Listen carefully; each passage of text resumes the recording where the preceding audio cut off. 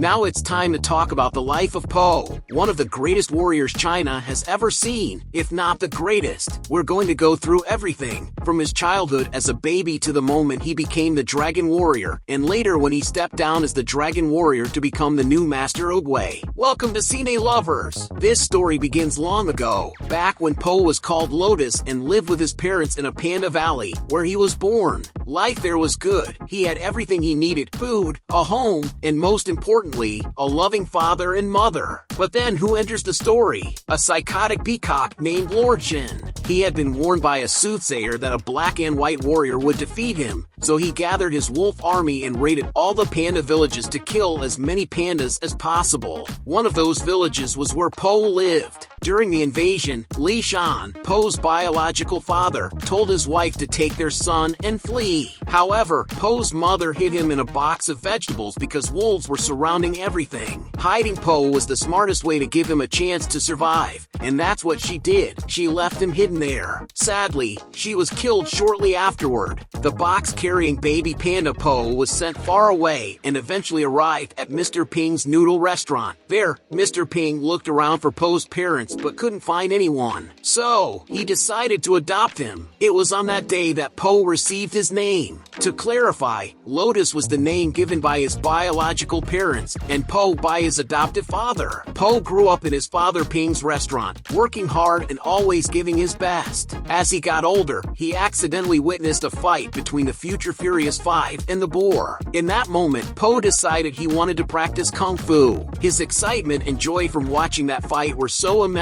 that he made toys of the Furious Five. From that point on, Po knew what he wanted in life, and his focus and determination to achieve that goal only grew stronger. Then came the announcement that one of the Furious Five would be chosen to become the Dragon Warrior. Po left his father's restaurant to go watch, but the gates had already closed. Still, he kept trying and trying. At the right moment, everything worked in his favor, and Po managed to get in. Master Oogway looked at Po and declared him the chosen one to be the Dragon Warrior. No one understood it, not even Po. Look at their faces. Everyone was shocked. Po was taken to the Jade Palace, and after Shifu showed him the training, everyone thought Po would give up. Honestly, they wanted him to leave. Nobody believed Po was truly the Dragon Warrior. I found it pretty unfair that the Furious Five mocked and doubted Po because let's be real, they were all regular citizens before. None of them knew Kung Fu either. It was tough for Po to hear all that from the people he admired and loved so much. A few scenes later, there's that iconic conversation with Oogway. It gives you chills. Thanks to Noodles and his funny personality, Po started to fit in. But then, guys, Oogway passes away. Tai Lung escapes from prison, and on top of that, Po is the only one who can defeat Tai Lung because he's the Dragon Warrior. Po gets scared and runs away, but this is where things shift. Shifu insists he stays and begins to believe in Po's training, all thanks to Oogway. Speaking of him, isn't that turtle just an incredible character? From that moment, Shifu had to figure out how to train Po quickly because Tai Lung was already on his way. That's when he had the brilliant idea to incorporate food into Po's training, and it worked. Then they opened the scroll, and everyone was shocked. It was blank. Panic set in, and Po went back to his father Ping's noodle shop. There, they had a very meaningful conversation. With something Mr. Ping said, Po realized he had to believe in himself, and that's where his limitless power came from. With that, Po was ready to face Tai Lung. They fought, and the battle went on until our Dragon Warrior defeated Tai Lung, sending everyone into a frenzy of excitement. If you're loving this video, make sure to subscribe and leave a like. There's new content here every day, just for you. Po had focus and determination, but what he lacked was the belief that he could defeat Tai Lung and truly become the Dragon Warrior. He just needed to believe in himself. After defeating Tai Lung, Po was enjoying his Kung Fu life and growing closer to Master Shifu and the Furious Five.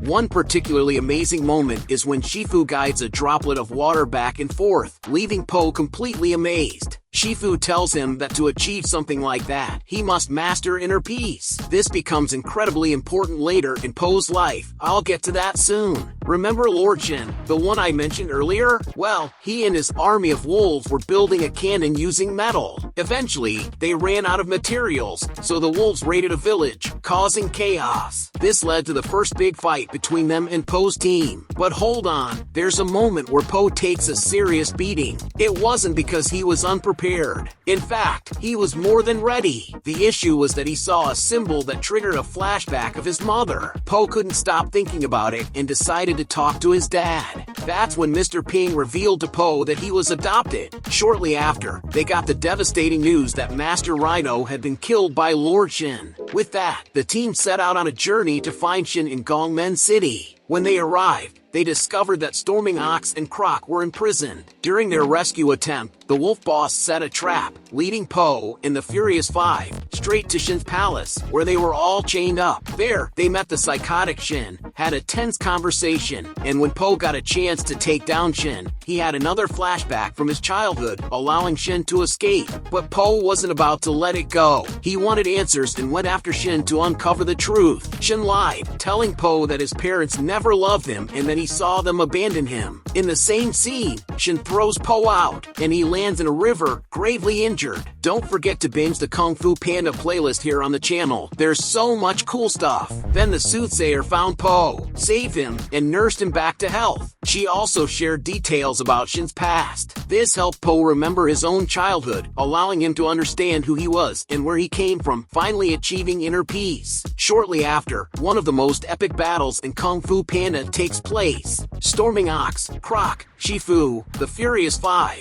and Po team up to take down Shen and his wolf army. That's when things really heat up. And one of the coolest scenes is Po using the inner peace technique that Shifu taught him with a water droplet, but this time with cannonballs. It's absolutely one of the most epic moments in the entire franchise. Just when we think Shen is gone because of the explosion, we see that the peacock is still there. Po gives him a chance to stop, but it's no use. They fight again, and in the end, Shen is crushed by his own cannon. After that, Po returns home. Now, as we see at the beginning of Kung Fu Panda 3, Po finally meets his biological father. This scene is so amazing.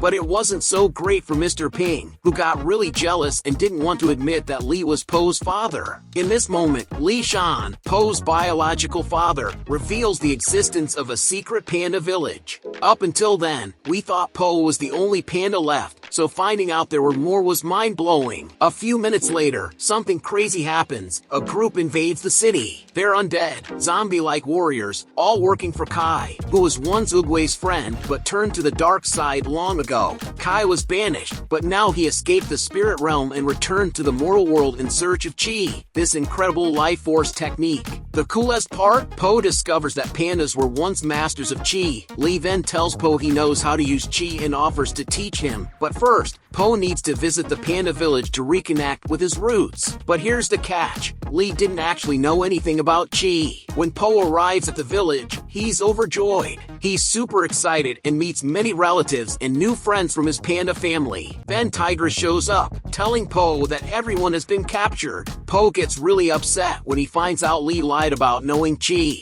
Determined, Po decides to face Kai alone using the whooshy finger hold technique, but it doesn't work. Since Kai couldn't be defeated in any conventional way, Po takes a huge risk. He sacrifices himself and drags Kai into the spirit realm with him. The fight continues there, and Kai starts stealing Po's Chi, just as he had done with great masters of the past. But then Tigress, Mr. Ping, and the pandas, who had learned to use Chi, step in to help Po master his own Chi. With their help, Po becomes incredibly powerful, defeats Kai, and frees everyone. Before returning home, Po meets Oogway, who expresses how proud he is of him. Oogway then passes his staff to Po, naming him his successor. Po truly deserves it. And then it was Po's turn to teach, to give lessons, to be a professor. He had many students, including the panda kids and the little bunnies. Po's journey is a lot like Hercules, from zero to hero. Even though Po was clumsy and confused at times, he was always fun, playful, friendly, and brave.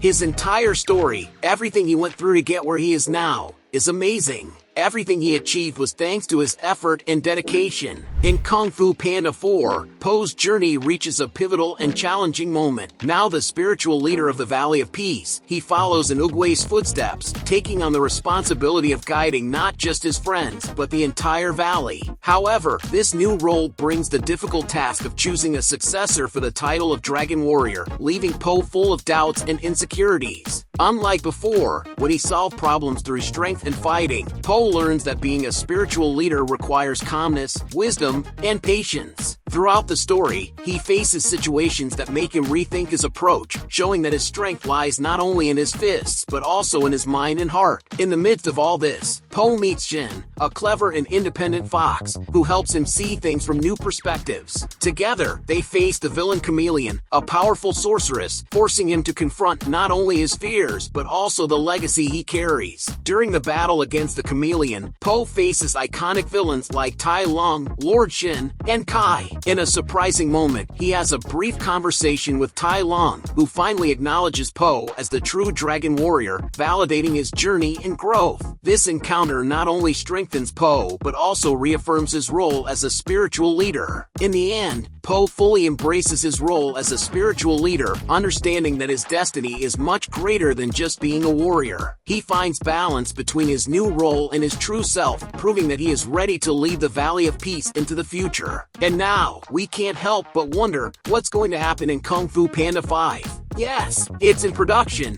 and in this video, I'll tell you everything we know so far. Since you love Kung Fu Panda, check out my analysis of the 4th movie. Spoiler alert, I didn't love it. Thanks for watching, and I'll see you in the next video here on Cine Lovers.